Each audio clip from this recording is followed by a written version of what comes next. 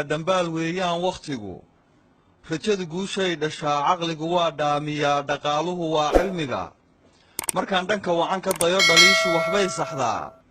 erayna waxa loo dhigtaa dhankiisa wanaagga leh haddaad tahay ruux dhibsado wuxuu dhahay ruuxa dhaha dhegtii afku ha ismaqlaan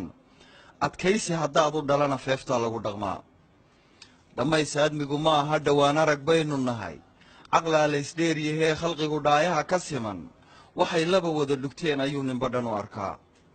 runbaa qowl lagu dhidbaa been baan weligeed lib dhalin nafsigu waa soo dhaxaa dhagxumo waa laga durkaa sharaftu waa dhowrsashada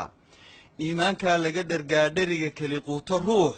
waxaa ka dhadhama macaan dhiiloowa wadaagta toban dhulkaagaa lagu hodmaa qurbaa lagu dhalan rogmaa qaranna waa loo dhintaa dhiig baa calan loo shubaa abwaankii dhaqanbilee sidii dhaygeel murtida dhansiin jiray aadmigiyo tixbuu kaysana ku dhahay baahidu cashar bay dhigtaa dheeldheel cirka laguma tegin ciyaarifka laguma dhalin dhibbaa aadmiga waxbaray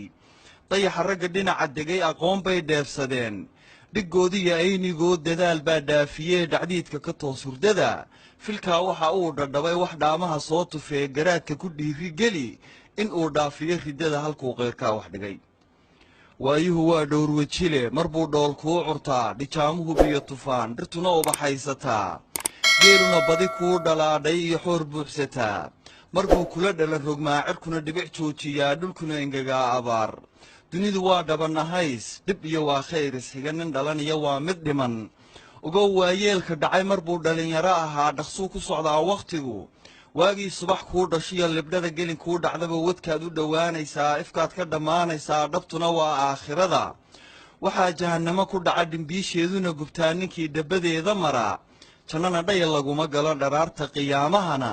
waxaad dhito kaydsatiyo waxaad dhigataad heshaa dhankaa waxaan uga socdaa wax dhacay dhaafoo ka gudub wakhtigu yuu kaaga dhumin dharaarada raata tegey u yeelo dhugsaa dambaa dhigtiya tala kaa rabtee taariikhda dad baa ku dhigan dhintaa jira nagu dhex nool waxaad dhulka uga tagtaa xusuus iyo waa dhigaal dhashaadana waa u kayd adoo dhaxal reebi kara ha noqon dhinta aan la